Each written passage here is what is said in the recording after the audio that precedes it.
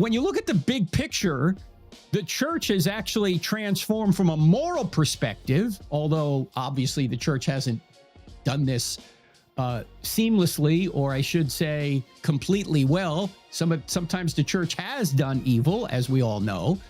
But generally, the church has done quite well in transforming barbarism into what we now know today as Western civilization. In fact, if you even plug this into AI, if you just do a kind of a broad picture, and you can't trust everything you get from AI, trust me, but I think I put this into perplexity. I just asked, what are some of the positive moral changes that Christianity has given us in the West? And here's what it listed: human dignity and equality.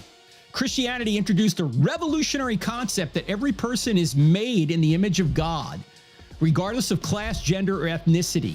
This belief became the foundation for universal human rights, the abolition of slavery, and the development of democratic ideals. Number two, it brought us law and justice.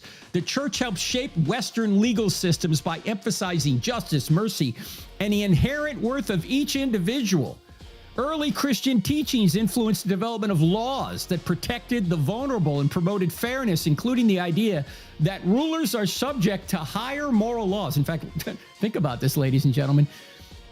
Way back in the day, the king was the law. The king could do whatever he wanted, and he was not subject to the law.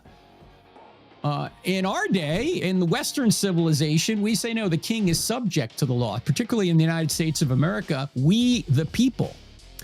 Number three, charity and social services. Christians pioneered organized care for widows, orphans, the sick, and the poor. The church established the first hospitals, orphanages, and charitable organizations, laying the groundwork for the Western tradition of social welfare and public health. Number four, what has the church given us? The church meaning all believers over the past 2,000 years.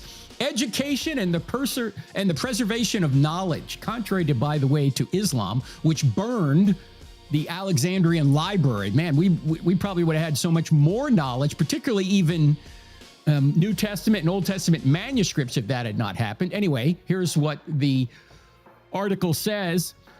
Monasteries and cathedral schools preserved and copied ancient texts, safeguarding the literary and philosophical heritage of Greece and Rome. The church founded many of Europe's earliest universities, fostering intellectual growth and scientific inquiry. In fact, if you want a lot more on this, you need to get J. Warner Wallace's book, Person of Interest.